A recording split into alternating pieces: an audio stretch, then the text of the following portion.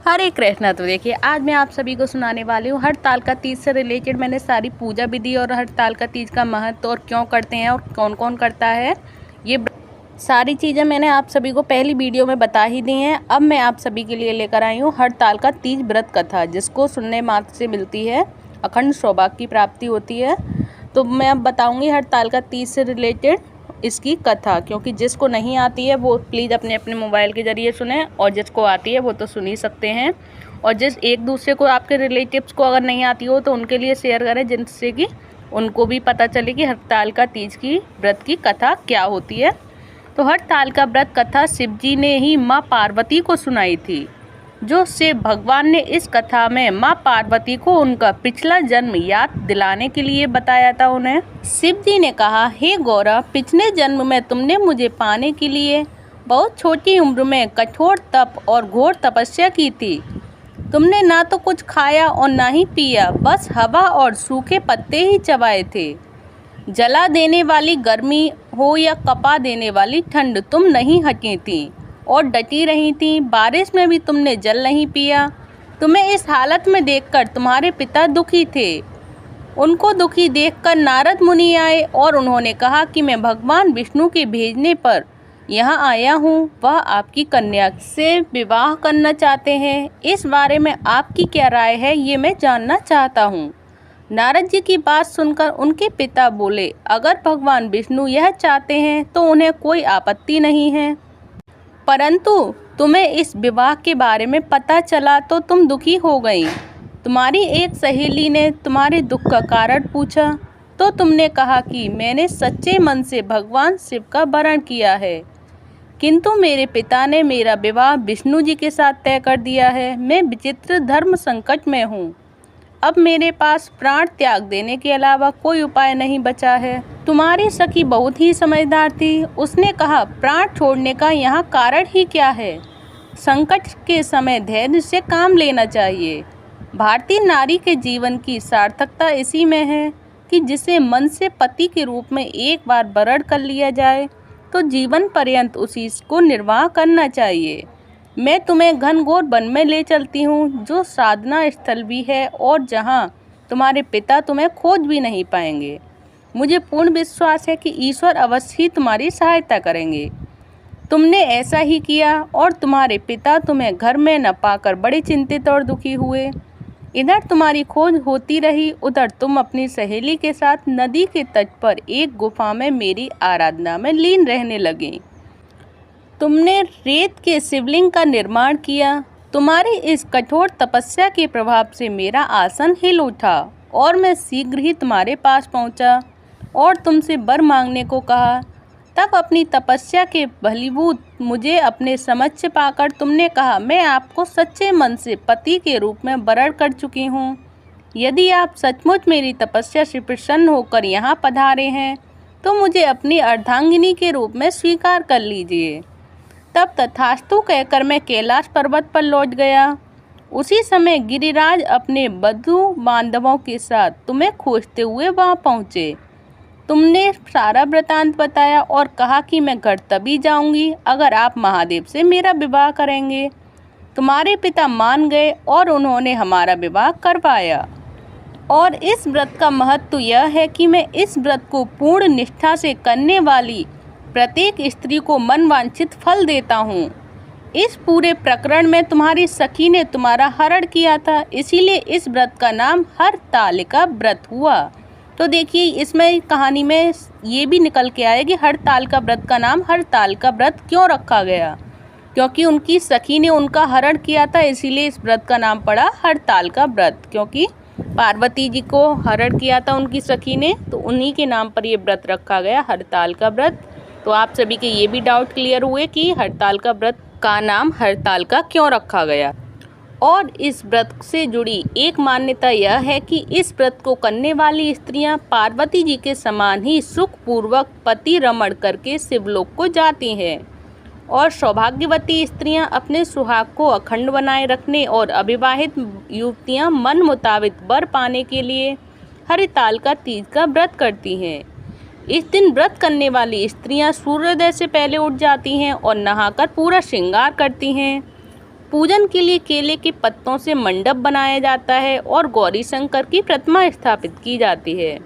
इसके साथ पार्वती जी को सुहाग का सारा सामान चढ़ाया जाता है और रात में भजन कीर्तन करते हुए जागरण कर 3 बार आरती की जाती है और शिव पार्वती की विवाह की कथा सुनाई जाती है और सुनी जाती है।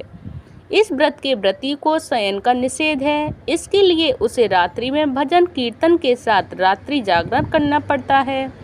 प्रातःकाल स्नान करने के पश्चात श्रद्धा एवं भक्ति पूर्वक किसी सुपात्र सुहागिन महिलाओं को श्रृंगार सामग्री, वस्त्र, खाद्य सामग्री, फल, मिष्ठान एवं यथाशक्ति आभूषण का दान करना चाहिए।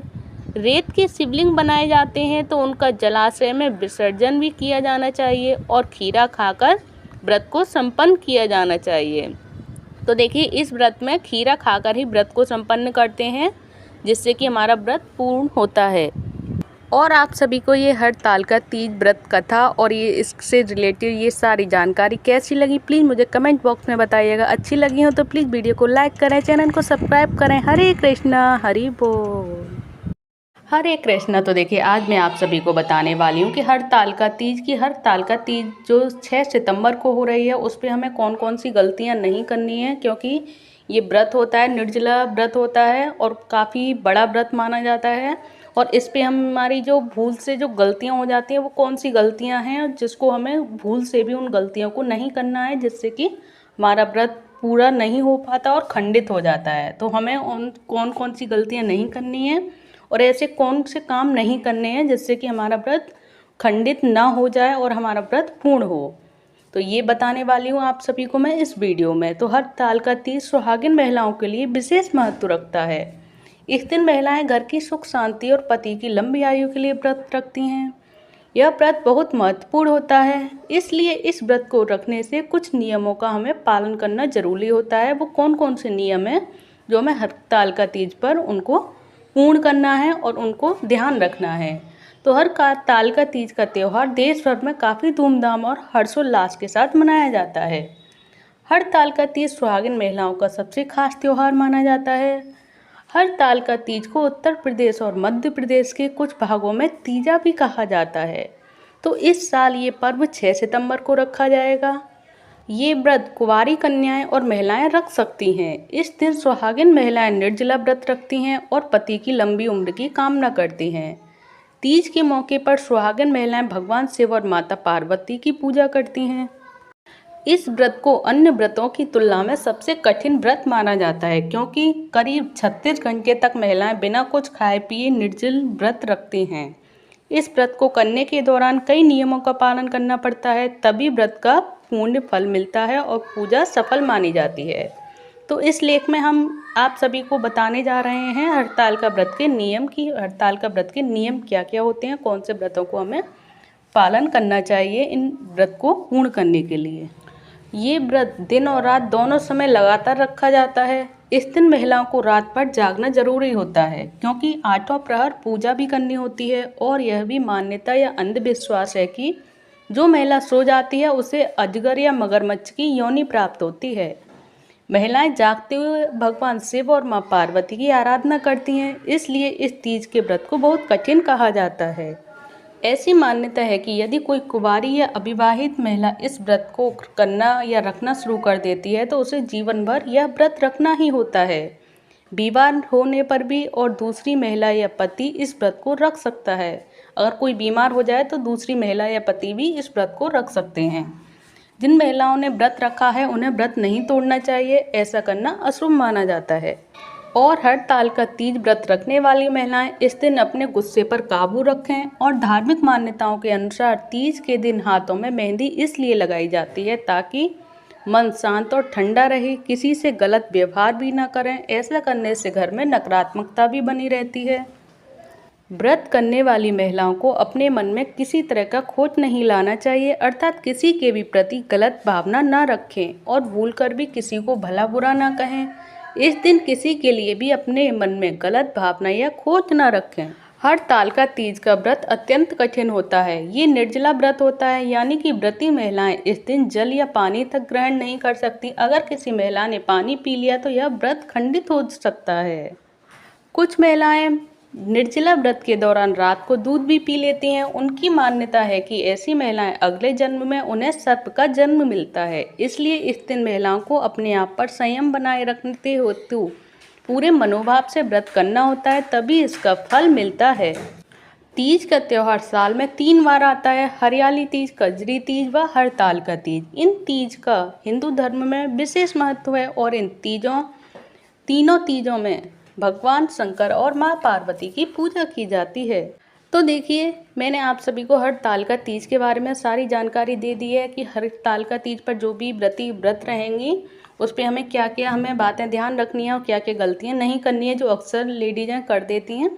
तो ये सारी जानकारी आप सभी को कैसी लगी प्लीज़ मुझे कमेंट बॉक्स में बताइएगा। अगर अच्छी लगी हो जानकारी और ये जानकारी अगर आपको पहली बार मिली हो तो प्लीज़ वीडियो को लाइक करें, चैनल को सब्सक्राइब करें, कमेंट बॉक्स में मुझे बताएं भी। हरे कृष्णा, हरि बोल। हरे कृष्णा। तो देखिए, आज मैं आप सभी को बताने वाली हूँ जो इस बार हड़ताल का तीज आने वाली है वो कब आने वाली है, कौन सी डेट में आने वाली है, और इस हड़ताल का तीज पर दुर्लभ ब्रह्म योग जो होने वाले हैं और जो शुभ संयोग बनने वाले हैं वो कब बनने वाले हैं, कौन से मुहूर्त में हम पूजा करें कि हमारे जो पूजा विधि है और जो पूजा का टाइम है किस टाइम पर ऐसा करें कि हमारे शुभ संयोग में शामिल हो जाए और हमें पुण्य फल की प्राप्ति हो। तो जानेंगे इस वीडियो में कि हम हड़ताल का तीज पर जो दुर्लभ ब्रह्म योग समेत काफ़ी सारे संयोग बन रहे हैं मंगलकारी, उन्हें प्राप्त हम कैसे करें और अच्छे फल की प्राप्ति कैसे हो इस हड़ताल का तीज पर। तो धार्मिक मत है कि भाद्रपद माह के शुक्ल पक्ष की तृतीया तिथि पर देवों के देव महादेव संग माँ पार्वती की पूजा करने से व्रती के सकल मनोरथ सिद्ध हो जाते हैं, साथ ही सुख और सौभाग्य में वृद्धि होती है। विवाहित महिलाएं हड़ताल का तीज पर शिव शक्ति के निमित्त व्रत रखती हैं और इस शुभ अवसर पर कई मंगलकारी योग बन रहे हैं। तो वो मंगलकारी योग कब बन रहे हैं ये जानेंगे हम इस वीडियो में। तो साल भाद्रपद माह के शुक्ल पक्ष की तृतीया तिथि पर रखा जाता है। इसके बाद अगले दिन गणेश चतुर्थी मनाई जाती है।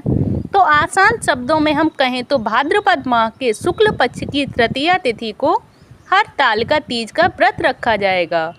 वहीं भाद्रपद माह के शुक्ल पक्ष की चतुर्थी तिथि को गणेश चतुर्थी भी मनाई जाएगी। अब हड़ताल का तीज शिव पार्वती और शिव शक्ति को समर्पित है।